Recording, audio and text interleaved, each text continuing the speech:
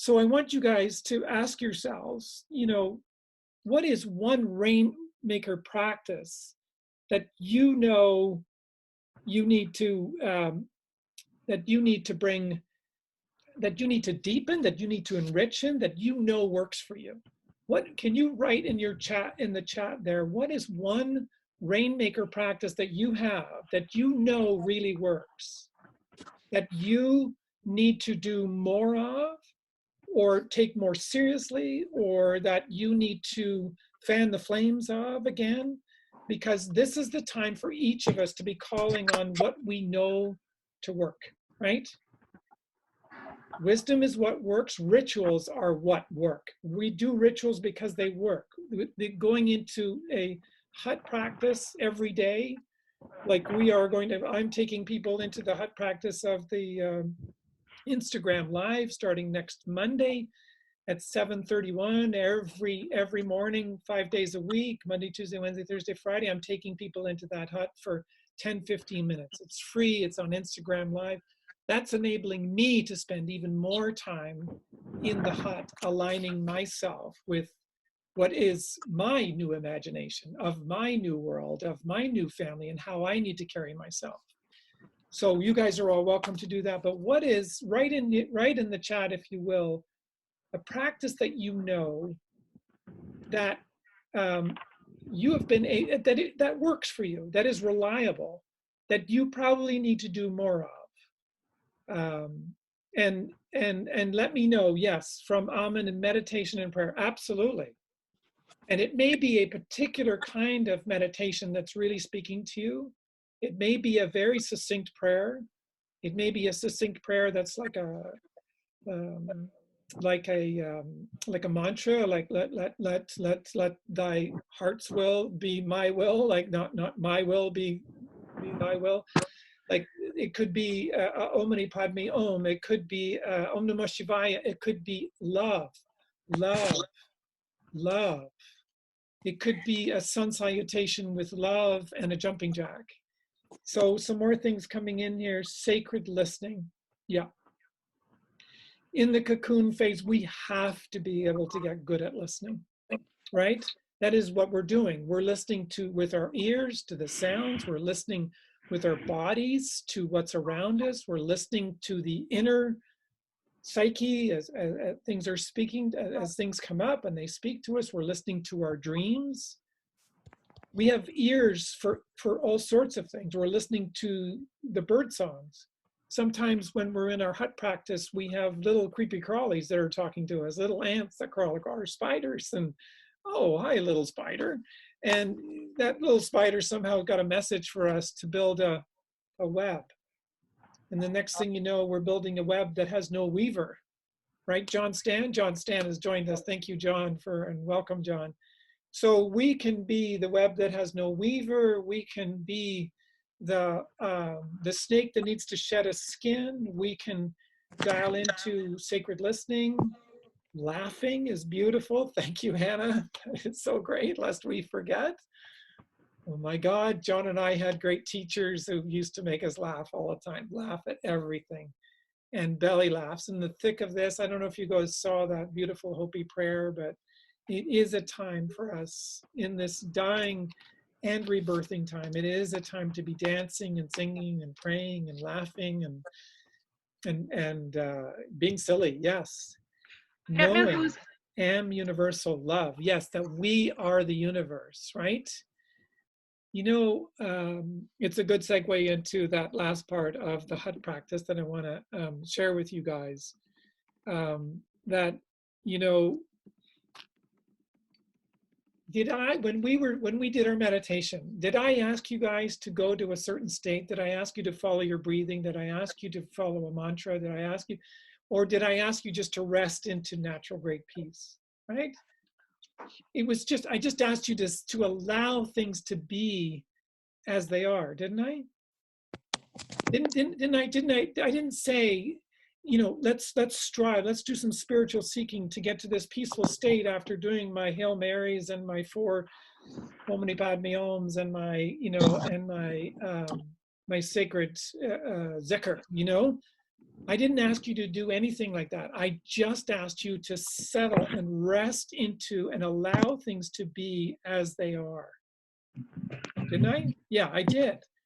And so we we we in the Rainmaker story, that's a big hint, people.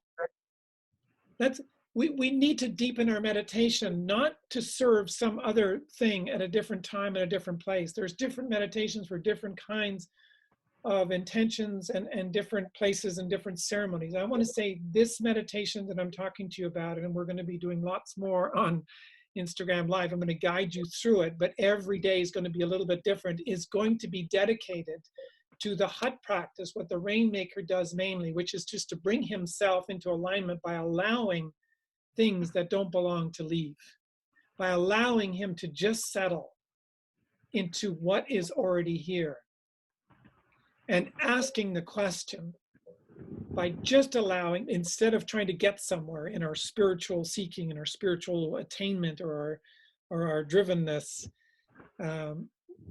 the key thing I want you to walk away with today is that we function the best. We can align ourselves the fastest. We can be the healthiest and strongest in our vitality, in our immune response, in our brain waves, in our mind's ability to be able to focus and let go, and in our and mobilize the right kind of symmetry and dance with our hormones and all those and fantastic cells that can be mobilized inside of us. We can mobilize all of that the best way by doing the Rainmaker practice, which is just allowing things to be as they are, not trying to get to a state or to a breathing level or to a particular quality of peace or something like that. No, it's about us just being able to rest into it. And so most of us are trained in the inner life and in our hut practices to do certain things. Now, I'm not saying that we don't need the meditator to actually get us to sit down at the pillow. We do. The meditator is important to get us to the pillow or to get us into the hut, that part of us that needs to get us there. But then paradoxically, we need to let this meditator go. We need to allow ourselves to rest into now what is already here. Otherwise, the meditator will go to bat and start lifting weights and spiritual weights and start trying to, get to a certain level of achievement in his practice in order for him to be able to then feel better about himself. No, the practice that we need right now, I'm suggesting, the Rainmaker is suggesting, that is the Rainmaker practice, the hut practice, is the one that allows us to completely be in relationship with all that is, the am universe, the I am universe. Who wrote that down? John, Marilyn. Yes, thank you. So we are already whole. We're already amming. We're already I amming. We're already that amming. Actually, we already are that. We already are complete. What the Rainmaker did is to jump in to the cocoon. He jumped in and just allowed nature to take its course. He just allowed his mind to come gradually back over and just settle like the glass of muddy water, just like that's all been stirred up because of life, because of where we find ourselves, and just allow everything, the thoughts, the turbulence, everything to just be as it is, and the heart to go out and do its whatever it was doing and to come back, and the body to do its thing to come back. And I want you to kind of live this question of, I wonder how I can deepen my Rainmaker practice now. I'm wondering how. You already have a Rainmaker practice. You are already whole. I want you to deepen it. I want you to wonder about it. I don't want you to answer the question. I don't want you to come up with, okay, well, here's 3 ways I can do that. I want you to just live. How can I deepen my Rainmaker practice now? And now it might be that I just need to be quiet. I need to do some listening. I need to do some real active listening. And in fact, I need to really hear deeply. So I'm going to go outside like Amanez and sit on my car, I think, sit on a bench or something. I'm going to go and I'm going to go down to the beach so I can really hear, you know, that natural. Oh, look at that, a beautiful garden. Yeah, nice. Almonds in a beautiful garden. That maybe that's the best place for her to hear. Some people it's by the beach. Some people it's in the forest. Some people it's in their homes in a particular area with their puja table where they can just feel the alignment just naturally coming back. In other words, the rainmaker is interested and curious about discovering what happens when I leave everything to be as it is. If I allow everything to be as it is. If I just let the meditator go and just rest into everything that already is.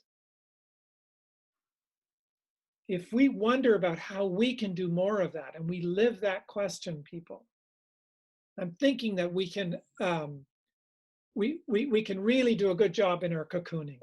And I think we can then be more aligned with that butterfly that is going to come out of this. All of us are being transformed right now. And so if we live the question, then we live the mystery. We live the mystery of I am. We don't know what I am is. My hope next week in the live, in the Instagram live, is to us to just keep opening space around that mysterious I amness, so that we become like an I aming bunch, a local global amers, you know, like, because I aming is what we need to be doing in motion, right? We need to be restoring, not restored. We need to be restoring as we go along. We need to be I am-ing. But we first need to get dialed into that beautiful practice first thing in the morning. So that's my offering to you guys.